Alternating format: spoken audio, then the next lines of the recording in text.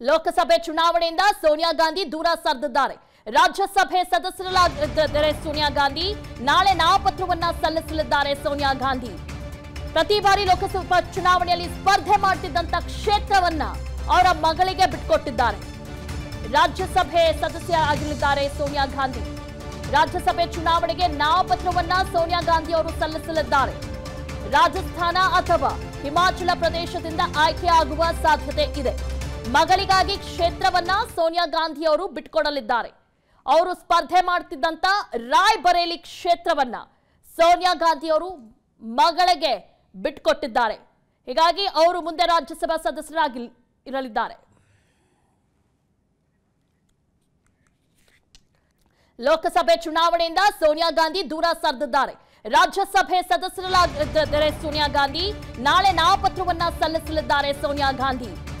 ಪ್ರತಿ ಬಾರಿ ಲೋಕಸಭಾ ಚುನಾವಣೆಯಲ್ಲಿ ಸ್ಪರ್ಧೆ ಮಾಡುತ್ತಿದ್ದಂತ ಕ್ಷೇತ್ರವನ್ನ ಅವರ ಮಗಳಿಗೆ ಬಿಟ್ಟುಕೊಟ್ಟಿದ್ದಾರೆ.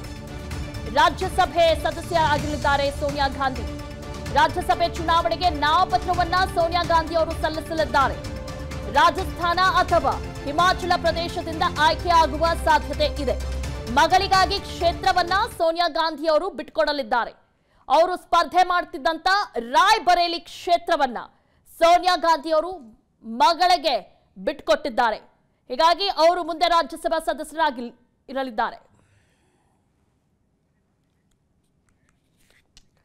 ಲೋಕಸಭೆ ಚುನಾವಣೆಯಿಂದ ಸೋನಿಯಾ ಗಾಂಧಿ ದೂರ ಸರಿದಿದ್ದಾರೆ.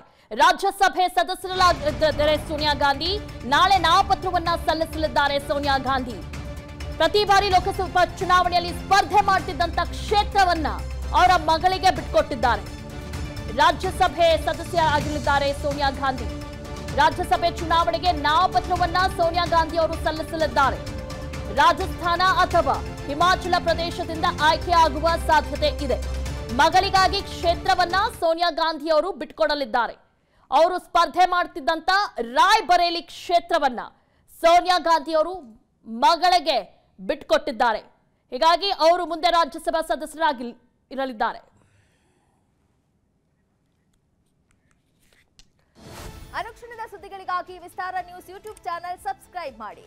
ಹೊಸ ಸುದ್ದಿಗಳ ನೋಟಿಫಿಕೇಶನ್ಗಾಗಿ ಬೆಲ್ ಐಕಾನ್ ಕ್ಲಿಕ್ ಮಾಡಿ. ಲೇಟೆಸ್ಟ್ ಅಪ್ಡೇಟ್ಸ್ಗಾಗಿ www.vistaranews.com ವೆಬ್ಸೈಟ್ಗೆ ವಿಸಿಟ್ ಮಾಡಿ. ಅಂಗೈಯಲ್ಲೇ ಜಗತ್ತಿನ ಸುದ್ದಿ ತಿಳಿಯಲು ವಿಸ್ತಾರ ನ್ಯೂಸ್ ಕನ್ನಡ ಆಪ್ ಡೌನ್ಲೋಡ್ ಮಾಡಿ.